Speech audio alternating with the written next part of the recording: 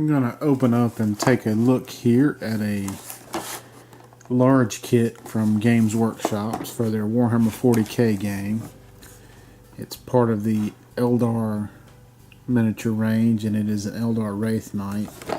This is a fairly large model for their 40k game. They do make large stuff through their sister company Forge World, but this is part of their new effort to kind of increase the size of models played in that game, I believe. So you can kind of see, I believe it has a few different variations. It looks like you get a nice set of decals in here. I don't see these too much anymore, I don't think. It's been a while since I bought a kit that would require decals, though. Most of what I've bought lately has been Tyranids, so looks like you're going to get 3 large sprues here. Flip through the instruction book here. So starts out, you're going to assemble the hips and then the thighs and then connect that together. And then you're going to do a lower leg assembly and then connect that together. Do the foot assembly, connect that together, and then that's all going to go down to the base. It looks like it comes with locking tabs and certain components, and it tells you can cut away those tabs to do a little variation in pose on the Wraithknight. You have a chest assembly, and that looks like to be a 1, 2, 3, 4 pieces to do that, and then you add another 3 pieces on it, and that gets you kind of the torso. Then you have some wing mount assemblies, and these look like some almost like little vents or engine packs on the back. Then you have a very thin piece, 2-piece waist assembly there. And then it looks like you attach that waist assembly in with some other vents and body pieces. And then you put some veins and some shoulder joints in. And you have some breakdown of how to assemble these different veins. So you have a lot of fiddly detail bits going in on the chest here. You have a head assembly. And then the head assembly goes on to the torso there. You go in to build, you put some shoulder pads into it. And then you attach that to the lower waist. That's going to give you your main function here. Then it looks like you have a shoulder mounted weapon assembly. So that basically looks like just a couple of little pieces there that go in the pieces that wrap around the shoulder. And we have a secondary weapon assembly here. Looks like we have an A, B, or C option. So let's see if I can zoom in on that a little more. And this is going to be a right and left. So these 2 pieces go together, and then they have the pieces that go back behind them.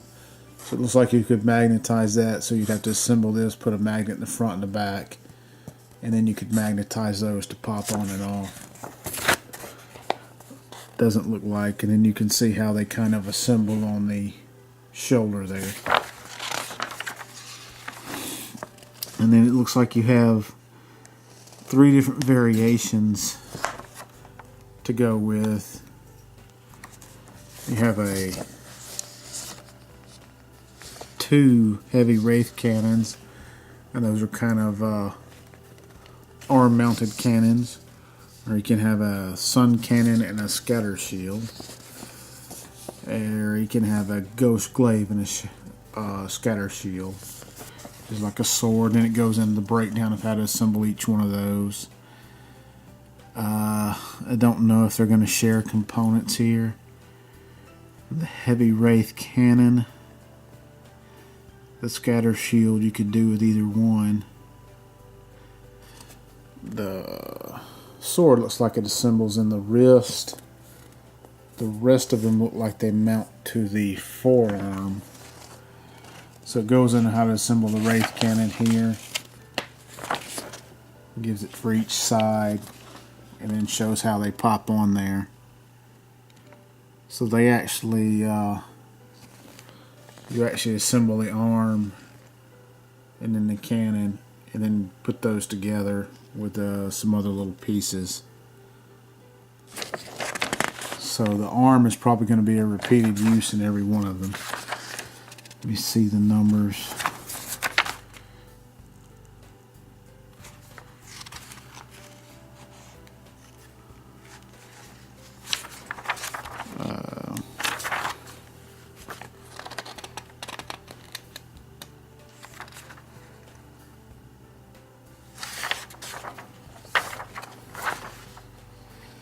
Yeah, it looks like the arms are going to be repeated in a process to build them. So if you magnetized them, you'd have to put the arms on, and then maybe on the sun cannon magnetize the hand, or not this, the goat on the sword. You would have to magnetize the hand piece on this arm. The rest of them you'd have to magnetize the forearm somehow. It's a two-part assembly, so you could place the magnet inside there probably.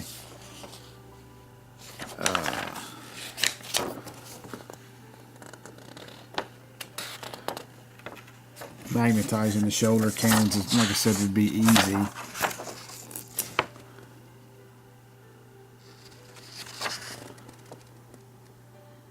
It looks like the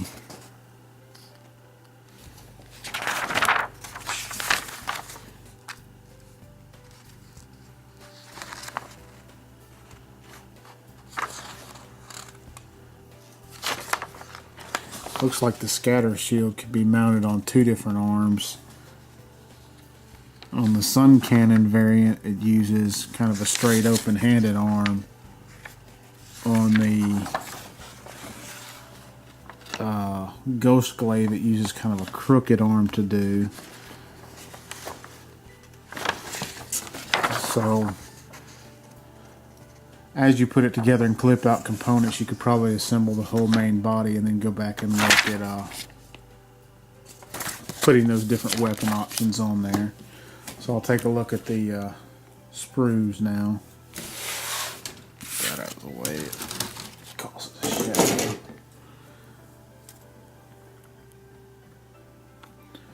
So you have some of the cannon pieces there. Looks like that's a main piece of the chest part.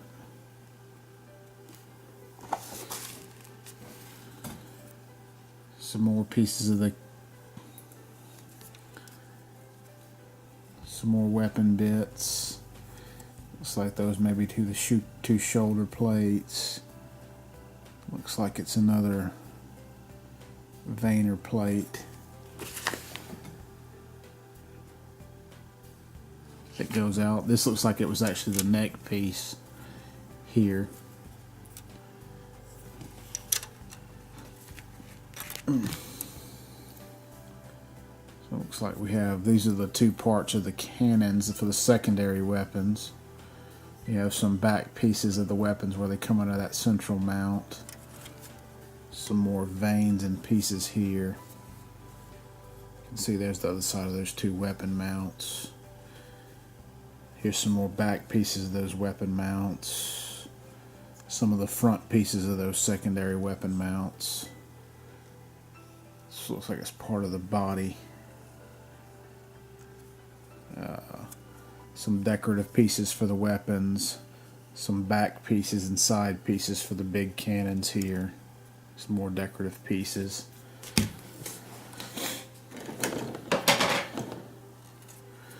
Looks like we have some pieces of the leg here. Looks like the main waist attachment there. Some other bits and pieces here. Some of the veins that come off the model.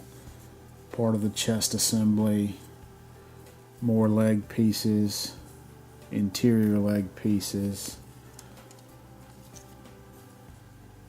These, you get part of the foot here. So it looks like it may be part of the head there. A lot of it assembles together to make larger pieces, so it's hard to. There's kind of the groin plate, another big piece of the chest, some more veins. There's the actual head piece. I'm not sure. This must be just another piece of it. These look like interior pieces here to give you joints. Some more vein pieces where they go together. Even more vein pieces. Let's see, we have the last sprue here. We have the large sword there. There's probably a piece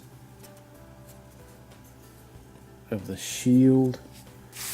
Trying to see, it's either that or it comes out the back of the model. It's a piece of the shield.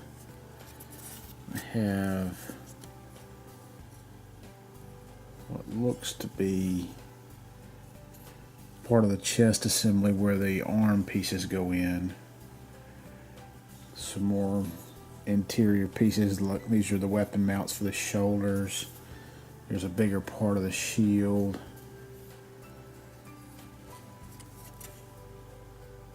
It's like another part of the chest there. Some of the arm assembly pieces here.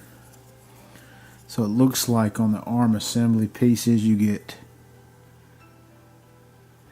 1, 2, 3, 4 different arms. So you're going to get some variation. You can see where the weapons notch into the sides of the arms here. And these little areas. But this looks like the arm that can be, what is that? That is the going to be the left arm. So that can be your sword or your Wraith cannon or the sun cannon, I believe.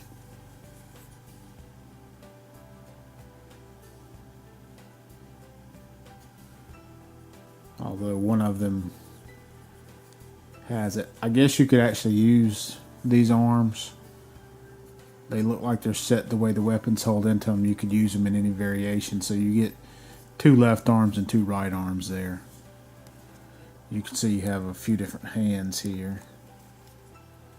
I don't know if that one. So you have a hand already on the sword. But you have a fist and then an open palm. And you also have over here another fist and another open palm. You have some more pieces of weapons, some more vents and veins.